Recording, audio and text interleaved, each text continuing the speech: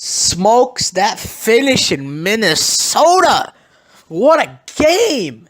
What a second half. See, first half was garbage. First half, first drive, Minnesota has a solid drive. They're able to drive down with the running game. Jared McKinnon ran one in. Then they go on a nice little field goal drive. Honestly, that should have been a touchdown drive because it was all the way at the 1 yard line. And they kicked a 20-yard field. Who does that? 20-yard field goal in the playoffs? Man, Mike Zimmer must have really trusted that defense because they were able to get that good drive because of the pass interference penalty. And, there were a bunch of penalties on that freaking drive. 60 yards of penalties on that drive. And then, punts back and forth. Drew Brees tried to throw one up for a Ted again, and it was picked off by Andrew Sendejo. And that was pretty much like everyone knew at that point, like, oh, wow, they're going to get screwed at the end of the first quarter. But just Latavius Murray, Case Keenum kept hitting Adam Thielen and Stefon Diggs. I mean, solid guys, good corners. They're playing well. And Case Keenum was able to get another. Yeah, Latavius Murray ran one in 17-zip. Both running backs run one in, field goal, 17-zip. They did pick off. Drew Brees got picked off again by Anthony Barr. And then finally, by the end of the half, Saints put together one drive, but missed field goal. And then that gave Vikings great field position for them to miss a field goal. So both teams ended the half on missed field goals. And it's tough to end the half on missed field goals because that's 3 points you just leave on the board. First drive goes 11 plays, but Vikings, they're able to get a punt from the 40-yard line. See, this is when Drew Brees heated up right here. 80-yard, 7-minute drive. This is where Drew Brees really heated up. Alvin Kamara started off the run. He hit Michael Thomas, Ted again, and then he himself ran a QB sneak on 3rd and 1 because he knew his guys weren't gonna get it. So he kept being persistent. He hit Michael Thomas. Then he threw the touchdown pass to Michael Thomas for 14 yards.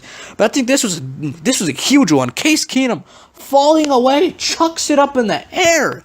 What a terrible play. And Marcus Williams, who got killed for missing that tackle at the end, made a huge pick for the Saints, and got them back within thing. He returned it for 12 yards, so it was Minnesota 30 already. So imagine, they already got momentum, they scored a touchdown, and they got a pick now. Obviously Drew Brees threw it to Michael Thomas again. Michael Thomas had 2 touchdowns already. It's a 3-point game, 17-14 already, just crazy. Minnesota went down, got a field goal, but that doesn't really do you dividends. And then they punting battle back and forth. 5 minutes left in the game. Drew Brees, prime time, best defense in football. Drew Brees don't care. He just kept dumping it off to Ted Ginn. Ted Ginn got some. I think the bad part was that they gave him good field position because it got blocked. It got blocked. So they only had 40 yards to cover, and they could just hit Ted Ginn, and then Drew Brees hit Alvin Kamara for 14 yards, and a huge play. 3 minutes left. Saints are up 21-20. What a comeback in Minnesota. So here's the problem that both Minnesota and New Orleans did. They both gave each other way too much time. Minnesota has the ball. They drive all the way down, and they drive the clock all the way down to 1:29. They're not able to convert on 3rd down. So Kai Forbath comes in, hits a 53-yarder. They're up 23-21, but Drew Brees still has 1:29 left. So this is where I think Sean Payton went wrong in his game plan. So Drew Brees, first early on he hits Hill for 18. Then he goes up, hits Snead for 13. Then he hits again. Then it's a short pass to Michael Thomas for 5, and then Alvin Kamara. See, I don't know why they ran it. It was 3rd and 1. At the Minnesota 24, they should have hit a QB sneak right up the middle. Minnesota only had Minnesota didn't even have that many timeouts. Minnesota only had 1 timeout left. So if they run a QB sneak, you got to call the timeout there, or they can't really call a timeout. So and the Saints have a timeout left. So you basically run the clock all the way down and kick a field goal, you win the game. But no. Sean Payton, he wasn't even mocking the crowd at the end. I don't know, man. Sean Payton's got zero sportsmanship. He's a savage, and he paid for that. He paid for that on Sunday. Did the school chant right before the final. What a fucking loser. It's funny, they got the ball back with 25. It's a false start, so you're already 5 yards backed up. Then he hit Stephon Diggs over the middle of the field up to the 39 for 19 yards. And then Case Keenum, incomplete pass, 14 seconds left. Timeout by the Saints. The Saints wanted to talk it over, get their positioning right, I guess. But they still screwed it up. Dude, Case Keenum threw this ball up. Stephon Diggs caught it. All you gotta do is wrap the guy up. All you gotta do is wrap him up. And he missed. He barreled through him, and the whole field is open.